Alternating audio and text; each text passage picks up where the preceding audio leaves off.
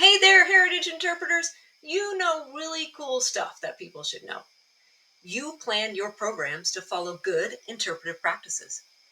Now you're thinking about sharing interpretive programs online to reach new audiences. And you want your programs to be personally engaging without being passive. Is that possible? Can interpretation be personal while going virtual? Yes, you need to watch this. Hi, I'm Nikki Rohde, and I teach heritage interpreters like you hacks and best practices to make interpretive programs be more relevant, meaningful, and memorable. Up until the last few years, we interpreters have only been delivering programs in person to audiences right there with us. But now we're not restrained by that anymore. We can deliver interpretation with online audiences like live on Zoom and Facebook, or even pre-record programs for audiences to watch later on YouTube. All of these methods can have that personal touch. What does that even look like? Though interpretation can be about any topic, not everything communicated is communicated in an interpretive way. And just because it's on YouTube doesn't mean the program was intended for virtual audiences. And just because you're a person doesn't mean you're being personal. If you're a little lost already and you think I'm talking about language interpretation, I get it. Click on the white text link above and watch my video, What is Heritage Interpretation? I keep using these words, personal plus virtual plus interpretation. Let's take a quick look at what that means. P is for personal. The host, narrator, guide, interpreter, whatever you want to call them, is face present, shows themselves on the screen for most of the time. You wouldn't deliver an in-person program by hiding behind a tree or wearing a bag over your head. That's ridiculous, right? V is for virtual. The program is made for virtual audiences, not an in-person program simply being recorded. So an in-person program and a virtual program can be about the same info, but the approach is going to be different. And I is for interpretation. It's a style of communication that focuses on revealing information in a way that helps the audience make meanings through intellectual and emotional connections. So now let's talk through some examples of videos you'll find on YouTube to decide if they're personal plus virtual plus interpretive. We're going to start with an example that's closest to what we interpreters do. Here's an interpreter leading an in-person tour. So it hits the personal because that guide is face present.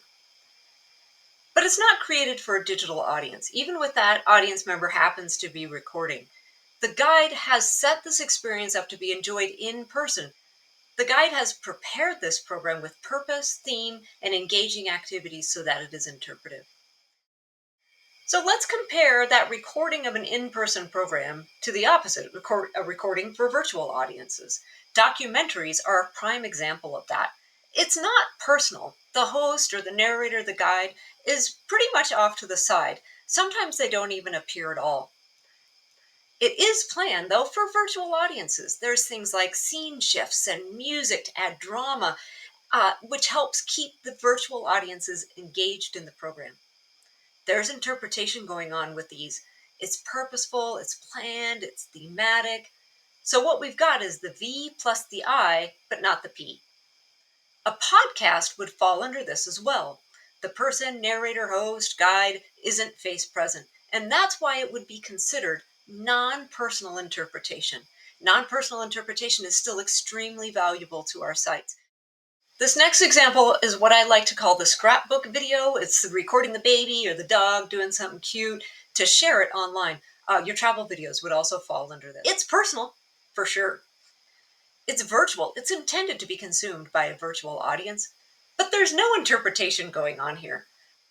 A TikTok dance video will fall under this as well. There's not an intentional mixture of purpose and planning and theme, or even intellectual and emotional connections. Okay, here's an example of it all coming together. Here's the tour guide delivering an interpretive program specifically for virtual audiences. It's personal. We see the guide is going to be on the screen most of the time.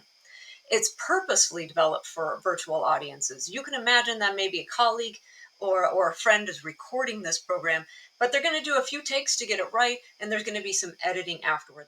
And the choices here are intentionally best practices in interpretation. So it's all coming together. It's the personal plus the virtual plus the interpretive.